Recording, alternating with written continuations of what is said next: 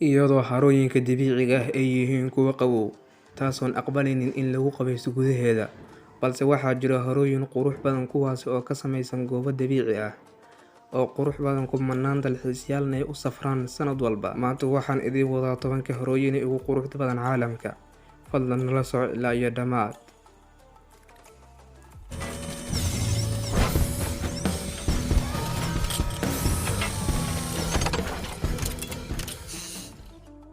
toban Harada Buluug ee Iceland. Waxaa lagu tiriyaa haradani inay tahay goob ku fiican dalxiiska, waxayna leedahay biyo kulul. Biyaheedu waxay daawo u yihiin cudurrada. Dad badan oo dalxiisayaal ah ayaa aado si ay ugu qubaystaan biyahani, waxayna u dhaxaysaa kuleelkeeda 37 ilaa 40 darajo. 9 Pamukkale waxay dhacdaa magaaladani koonfurta bari ee Turkiga.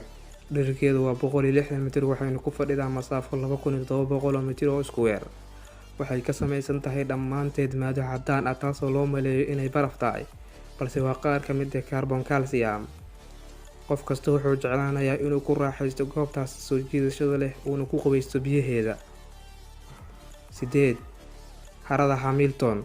Waxaa lagu tiriyaa inay tahay harooyinka dabiiciga ah ee dhaca Texas ee waddanka Mareykanka, waxayna leedahay biyo dhacdooyin yaryar oo qurux badan, waxayna aadaan dadku xilliga xagaaga ee kulul si ay ugu qubaystaan biyaheeda. 7 Harada Giolla. Waxay ku taal jasiiradda Tasos ee Greece, waxayna u eg tahay barkadaha dabaasha. Waxay ku taal meel u dhow tuulada Astris. Galitaanka meeshaasna waa mid aad u adag. Run ahaantii waa meel aad u qurux badan, dalxiisayaashuna ay jecel yihiin. 6 Toos waa Samoa.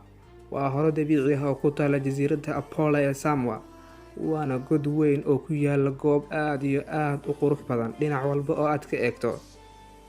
Waxay saameyn ku yeelataa haradani dadka soo booqda mana ilaawaan quruxdeeda.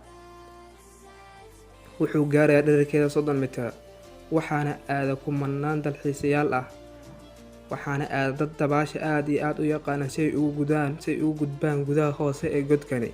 Quruxda mantiqadan ee Samoa waxaa lagu tiriyaa inay tahay mid qurux badan marka loo fiiriyo kumanaan dalxiisayaal ah oo aaday goobtani si ay ugu soo qubaystaan ama u soo daawadaan quruxdeeda muuqata. 5 Hawiyat Najm. Waxay ka mid tahay goobaha dalxiiska ee waddanka Cumaan, waana god aad u dheer, wuxuu gaarayaa dhererkiisa 40 mitir. Biyaha badda ayaa u jirta masaafo aad iyo aad u yar, waana haro biyaheedu cagaar iyo buluug isugu jiraan, waxayna ku taal mandiqad shabahdo xeebeed. 4 Smoke Shambay. Waa meel qurux badan oo aad moodo janno yar, waxayna ka kooban tahay harooyin leh midabo fayruusi iyo biyo balloori ah. Waxaa isku xirxira biyo dhacdooyin yaryar, waxaa ku hareeraysan dhir aad u badan. Run ahaantii waa buunto dabiici ah, dhererkeeduna wuxuu gaarayaa 500 mitir. 3 Joansin Laos. Waa biyo dhacdooyin qurux badan, waxayna ka kooban tahay tirooyin biyo dhacdooyin yaryar oo la socantay qurux aan halkan lagu sheegi karin. Waxaana aada dalxiisayaasha iyagoo ugu yimaada daafaha adduunka si ay u soo daawadaan quruxdeeda. 2 Webiga Hayatwan. Laguma tilmaami karo webigani inuu yahay webi dabiici ah ama caadi iska ah, maxaa yeelay biyihiisu waxay ka soo burqadaan dhulka hoose. Sidaa darteed in badan oo dadka ka mid ah kuma magacaabaan webi. Lama sheegi karo sababta uu webigani noocan u yahay, balse qaar ayaa sheega sababtu inay tahay badda uu u dhow yahay darteed.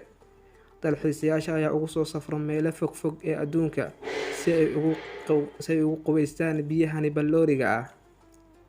1 Ceelka Ekel ee Mexico.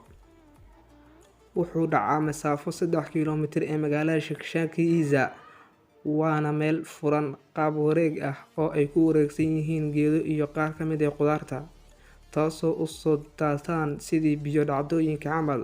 Wuxuu gaarayaa qadarkiisu 40 mitir, wuxuuna leeyahay biyo balloori ah. Sidoo kale wuxuu leeyahay qaar ka mid ah kalluunka midabada leh. Waa meel dabiici ah oo leh shimbiraha dabjoogta iyo kuwa duurjoogta ah. Run ahaantii marka aad hoos u soo degto oo aad korto barakoonka, waxaad ka daawan kartaa quruxda ku wareegsan ceelkani.